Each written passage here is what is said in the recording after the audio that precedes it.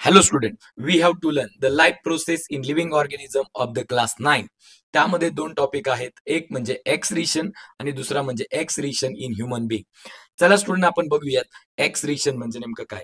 Biochemical reaction constantly occur in the cell of the living organism. Living ऑर्गॅनिझमच्या बॉडीमध्ये त्याच्या प्रत्येक सेलमध्ये बायोकेमिकल रिॲक्शन सतत घडत असतात. बायोकेमिकल रिॲक्शन म्हणजे काय, तर केमिकल रिॲक्शन घडत असतात मुलांनो सेलमध्ये.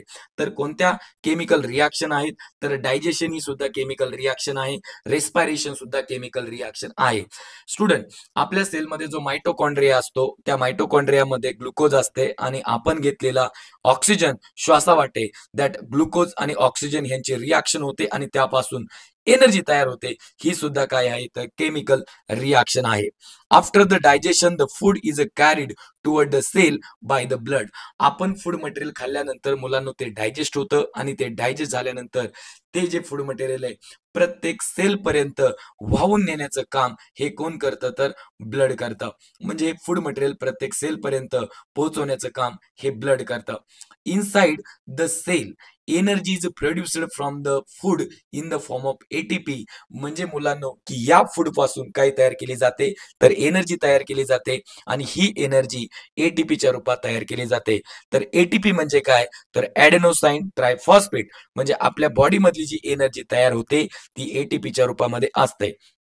But along with the required substances, जशी आपल्याला एनर्जीची गरज आहे एनर्जी त्या ठिकाणी तयार होते आणि त्याच्यासोबतच काही हार्मफुल सबस्टन्सेस जे आपल्याला लागत नाहीत असे सबस्टन्सेस त्या ठिकाणी तयार होतात.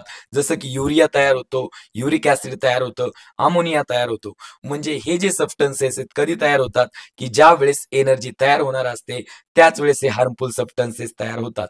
की जे हे प्रोडक्ट आहेत इफ अलो टू अकमलेट इन द बॉडी, जर काही आपल्या बॉडीमध्ये जर साचले जर जमा झाले तर बॉडीला आपल्या सिरियस डॅमेज होऊ शकतो. त्याचबरोबर समटाइम्स लिडिंग द डेथ सुद्धा त्या ठिकाणी होऊ शकते. आणि म्हणून हे हे जे काही वेस्ट प्रोडक्ट आहेत त्यांना आपल्याला इलिमिनेट करायचं फ्रॉम आवर बॉडी, आपल्या बॉडीच्या बाहेर टाकणं हे आपलं काम आहे. So the blood carries them to the kidney. आणि मग हे ब्लड काय करतं, की हे जे वेस्ट प्रोडक्ट आहेत हार्मफुल सबस्टन्सेस आहेत त्यांना किडनी पर्यंत पोच करायचं काम हे ब्लड करतं. आणि मग ती किडनी काय करते, तर हे जे काही ब्लड आहे त्यांना काय करते, तर फिल्टर करते आणि त्या किडनी हे फिल्टर करून त्यांना काय करते, तर रिमूव्ह करते. म्हणजेच त्या हार्मफुल सबस्टन्सेस पासून युरिन तयार करते. नाव आपल्याला बघायचं आहे आता ह्यूमन एक्सक्रेटरी सिस्टीम मध्ये कोणते पार्ट आहेत. तो human excretory system consist of the pair of kidneys आणि हे pair of kidneys the chief excretory organ आहे. Kidney remove the waste product. Kidney काय करते, तर ह्या वेस्ट प्रोडक्टला रिमूव्ह करते आणि in the form of urine, म्हणजे ह्या वेस्ट प्रोडक्टचं रूपांतरण युरिन मध्ये करते. त्याचबरोबर human excretory system consist of the pair of ureters and that ureter that originate from each kidney carrying the urine. Ureter हे सुरुवात त्यांची किडनी पासून झालेली आहे आणि त्यांना काय कॅरी करतात, तर ते युरिन कॅरी करतात. त्याचबरोबर human excretory system consist of the single muscular urinary bladder and that urinary bladder that function is the store the urine. युरिनला स्टोअर करण्याचं काम हा युरिनरी ब्लॅडर करतो. And also lastly the urethra is also that is a part of the human excretory system. Urethra काय करतो, तर expel out the urine. Urine आपल्या बॉडीच्या बाहेर टाकण्याचं काम हा युरेथ्रा करतो. सो अजून त्या ठिकाणी दोन इम्पॉर्टंट पार्ट आहेत, ते म्हणजे रेनल आर्टरी.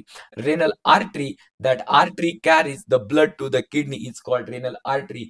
म्हणजे अशी ब्लड वेसल जी किडनीला ब्लड पोच करते त्याला म्हणायचंय रेनल आर्टरी. आणि student renal vein, renal vein म्हणजे दॅट अशी वेन आहे ती carries the blood from the kidney is called as renal Wien.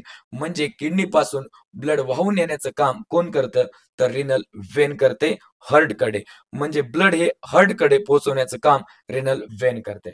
Exactly आता जो राहिलेला जो काही पार्ट आहे स्टुडंट, तो vertical section of the kidney आपण नेक्स्ट लेक्चर मध्ये बघूयात. धन्यवाद.